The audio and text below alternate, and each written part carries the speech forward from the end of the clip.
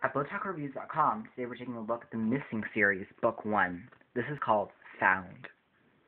This novel was written by Margaret Peterson Haddix, and this is our original review and original summary. Summary. Jonah is a 7th grader who lives in a quiet community of schools and houses. Completely ordinary, except for the fact that he has been adopted at birth.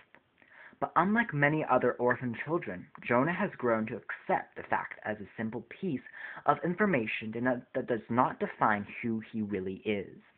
And along with his non-blood connected sister and another 13-year-old who happens to be adopted, his name is Chip, Jonah starts off the novel being just another kid.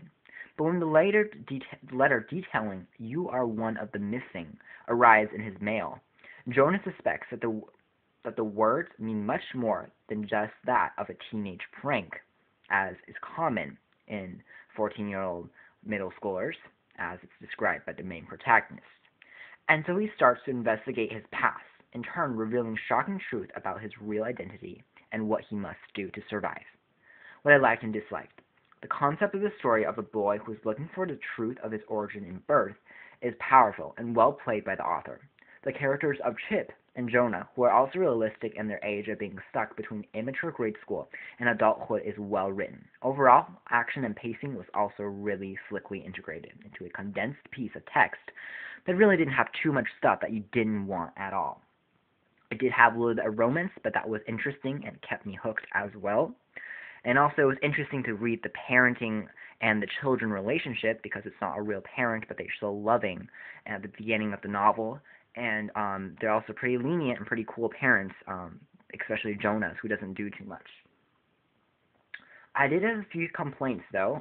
Start off with a little bit of a realistic and reality check, although this is a little bit more of a fictional novel.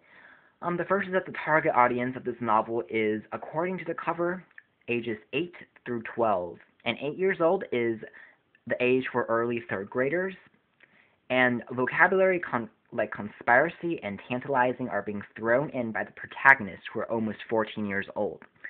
And I just didn't really feel like young 3rd graders, and the cover just did not portray the type of novel that is suitable for this target audience.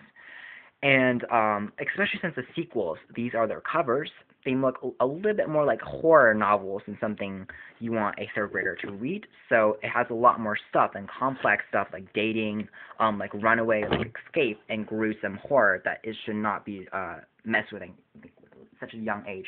A lot of stuff like reality and who we are and identity are all topics that are really deep, and I really like that throughout the morals of this novel. But I think that an older audience would enjoy this story more as a whole, even though it's very exciting anyways. So, this material is watered down for younger crowds, and admittedly, it has humor and brevity in it, but I would still declare this novel much more suitable for years like 11 through 15, with, the protagonist range actually inside of it.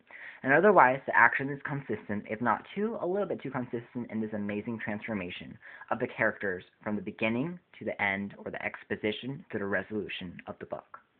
This is definitely for fans of fantasies, romance, action, and spy, and just adventurous novels in general. Our grades for this, we got a little bit of a mixed thoughts from our editors, and the rating is between A- to B+. Check out our full review on our website, and that's been the first novel in the Missing series. Here's Book 1, Found. Thanks for watching here at Book Talk Reviews.